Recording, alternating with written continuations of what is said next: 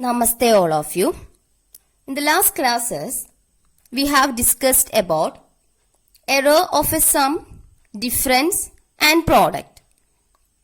Now, we are going to discuss about error of a quotient. That is, for example, if you are measuring the density of a substance, density is actually, if I am representing the density by capital letter D, then density is equal to mass divided by volume.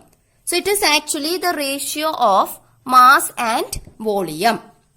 So to find out the density of for example, a stone, you consider a stone, you have a stone with you, you want to determine its density.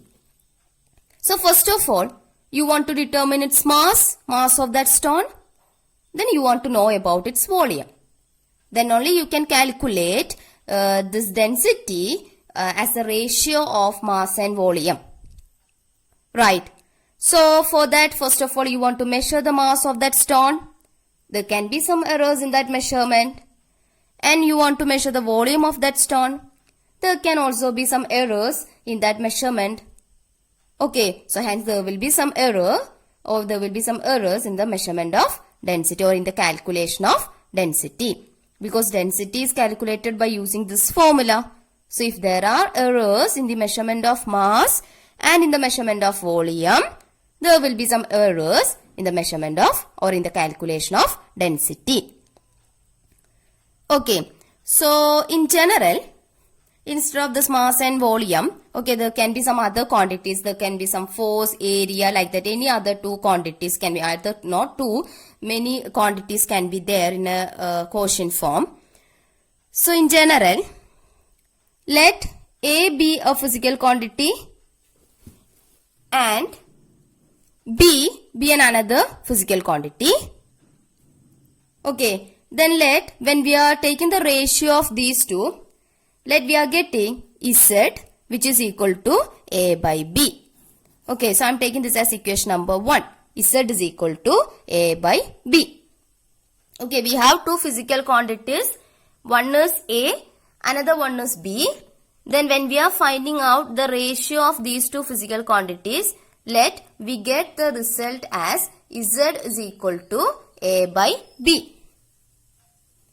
Okay, now let the measured value of that A as A plus or minus delta A. Okay, and the measured value of B, let it be B plus or minus delta B. Okay, measured value of A, in general that can be written like this, A plus or minus delta A, where this delta A is the absolute error in the measurement of A. Because I said already, every measurement involves some errors in it. That can be due to the personal errors, instrumental errors, or any other random errors can be there. Okay, similarly, when we are measuring B, we are getting a value like this, B plus or minus delta B, where this delta B is actually the absolute error in the calculation of B. Okay, so when we are taking the ratio of these two, we will get a result and there can be some errors in that result too. Right, so I am writing the result as Z plus or minus delta Z. Okay, so Z plus or minus delta Z is equal to A plus or minus delta A divided by B plus or minus delta B. Now you see what I am doing is Z plus or minus delta Z is equal to, I am taking A outside from this term which is in the numerator. When I am taking A outside, this becomes A into 1 plus or minus delta A divided by A. Right. A into 1 A. Then A into plus or minus delta A by A. So this A can be cancelled. So rest delta A will be there. Alright. Similarly, I am taking B outside from the denominator. So this becomes 1 plus or minus delta B divided by B. Right, because B into 1, that is B, and delta B by B into B. So B can be cancelled. and we will get plus or minus delta B here. Alright, or this can be written as Z plus or minus delta Z is equal to, okay, A by B, okay, A by B. Then here we have 1 plus or minus delta A by A.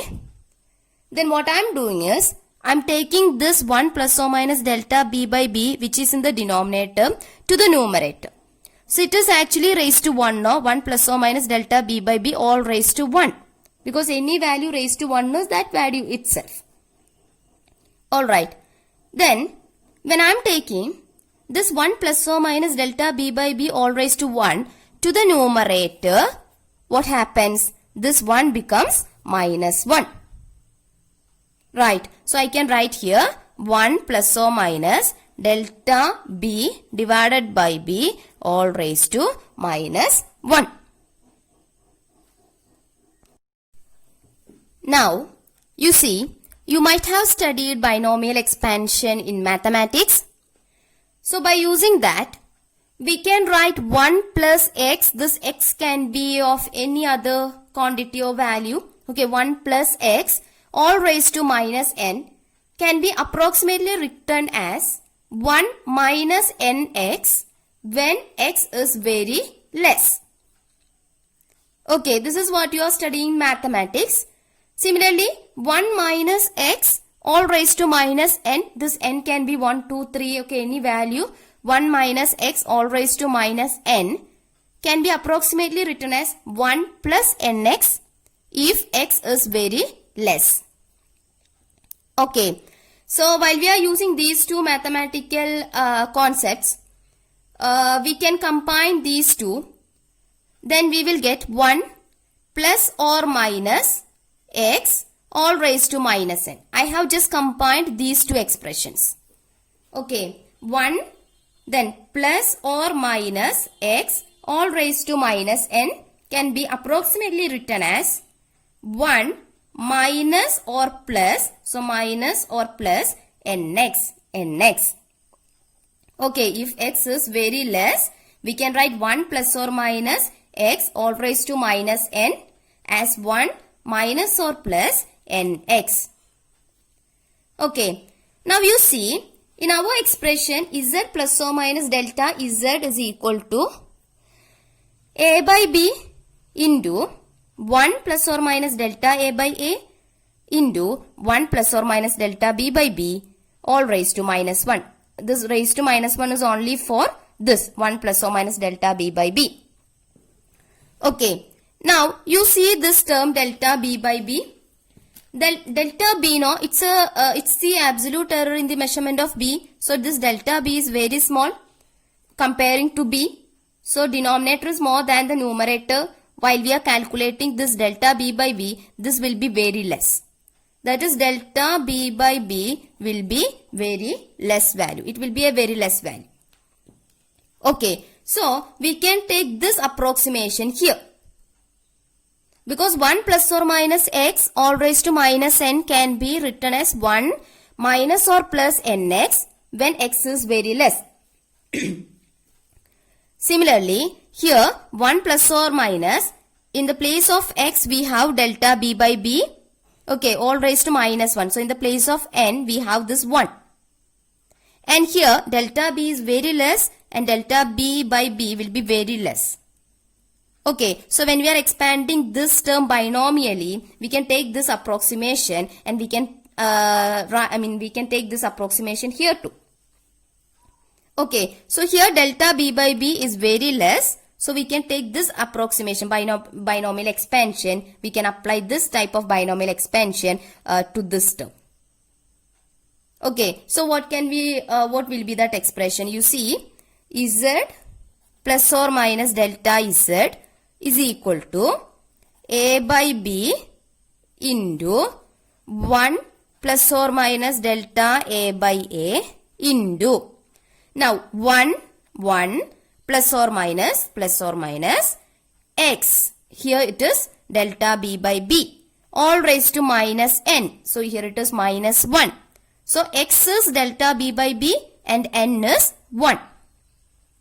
Okay, so this term can be written as 1 minus or plus n. What is n here? 1. So 1 into, what is x here? Delta b by b. So 1 into delta b by b, that is delta b by b. So by using binomial expansion, we can write this term like this. Okay, now you see, we can write it as z plus or minus delta z is equal to, what is this a by b? We started with this now. We have taken z as a by b. Right, z is equal to a by b. That was our first equation. So we can write like this z, alright, into, I'm doing what I'm doing, I'm just multiplying this with this, then this with this, like that. Okay, I'm just going to open these two brackets. So 1 into 1, 1. 1 into minus or plus delta b by b, that is minus or plus delta b by b. Plus or minus 1 delta a by a into 1, that is plus or minus delta a by a, because any value into 1 will give you that value itself. Right. Then plus or minus delta a by a into minus or plus delta b by b. So plus into minus minus, minus into plus minus.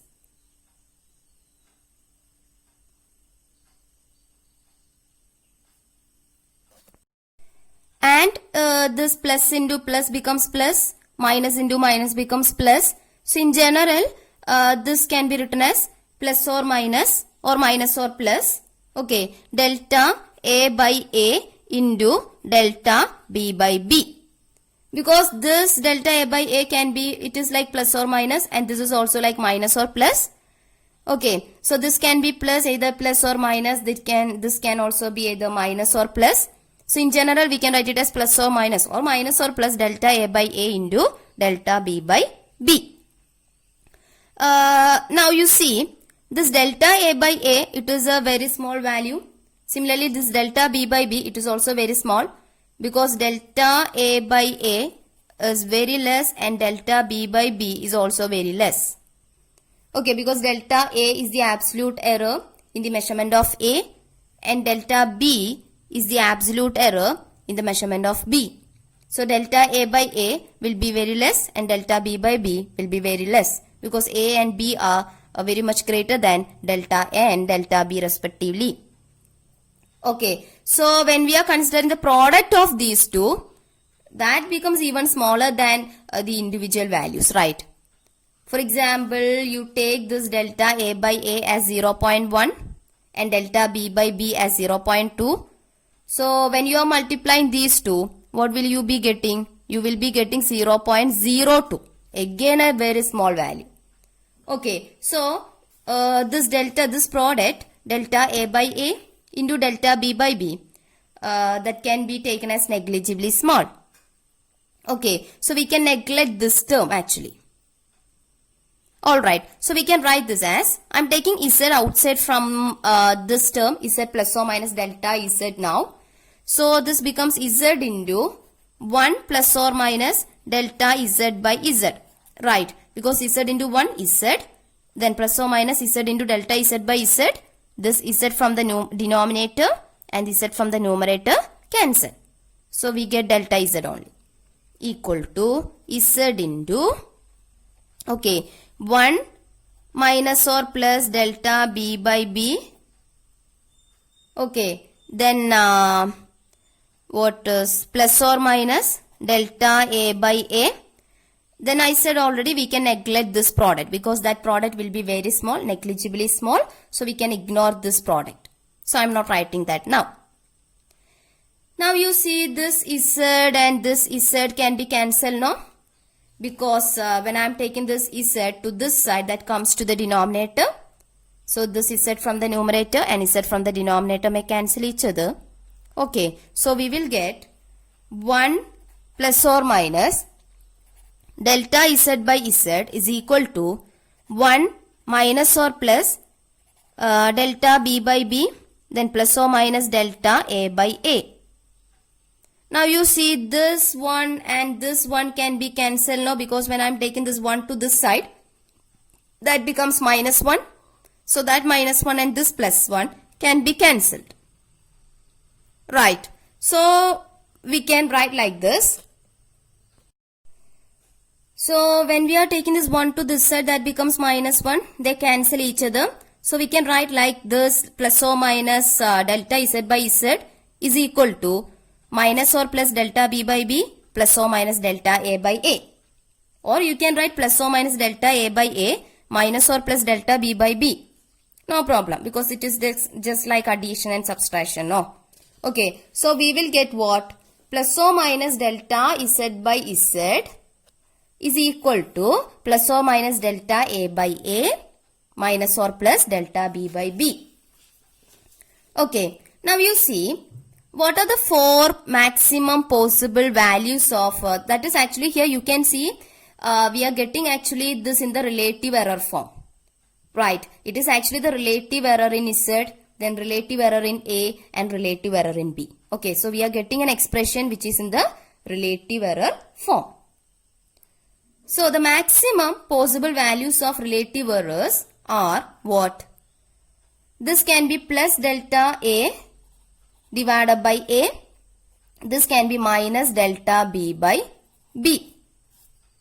Okay. Then this can be plus and this can also be plus. So we will get plus delta A by A plus delta B by B. Okay. Now this can be minus, this can be plus, then this can be plus, this can be minus, because both are plus or minus, no, or minus or plus. Okay. So the third possible relative error can be written as minus delta A by A. Then I am taking this as minus. So minus delta B by B. And the fourth possible maximum possible error can be, the fourth possible error can be written as, relative error can be written as, I am taking this as minus. So minus delta A by A. Then I am taking this as plus. So plus delta B by B. Alright. Now you see, you just take this delta A by A as 5 and delta B by B as 3. Okay, just imagine, just think that this delta A by A is 5 and delta B by B is 3. So what about this value? 5 minus 3, no? 5 minus 3 is what? 2. Okay, and this is delta A by A plus delta B by B. That is 5 plus 3. So this will be 8. This is like minus 5 minus 3. Right. So this will be minus 8. This is like minus 5 plus 3. Minus 5 plus 3, that is minus 2. So here you can see we are getting different actually values here. The first possible relative error gives us 2, the second one 8, the third one minus 8 and the fourth one minus 2. Okay, but you can see these two are at the extreme ends, 8 and minus 8, and these two, 2 and minus 2, they come in between these two. Right, 2 and minus 2 come in between 8 and minus 8. Okay, so the maximum possible relative errors are what? One is this, another one is this. That is plus delta A by A plus delta B by B and minus delta A by A minus delta B by B. These are the two possible maximum relative errors. Okay, occurring in the calculation of Z. Right. So we can write this as plus or minus delta Z by Z is equal to the maximum possible errors are these two. So this can be written like this now, plus or minus delta A by A plus delta B by B plus delta A by A plus delta B by B minus delta A by A minus delta B by B. So in general we can write like this, or you can write delta Z by Z is equal to delta A by A plus delta B by B. Okay, so this is actually the expression which is similar to the expression that we have discussed in the case of error of a product, no? Okay, we got the same expression for the error of a product. Okay, we are getting that same expression for in the case of error of a quotient too. So what does it say actually? The maximum value of relative error, that is why delta is said by Z, relative error in the division of quantities. Division of quantities means we have taken Z as A by B. So division of two quantities, okay, is equal to the sum of, that is why plus here, the sum of what? The relative errors in the individual quantities. That is a maximum relative error in the division of two quantities, that is in the result, is equal to the relative error in the first quantity plus the relative error in the second quantity. Okay, this is the rule. That is the maximum value of fractional or relative error. That can also be called as fractional error. Okay, so the maximum value of relative error in the division of two quantities or any more quantities is equal to the sum of relative errors in the individual quantities. That is what this rule says.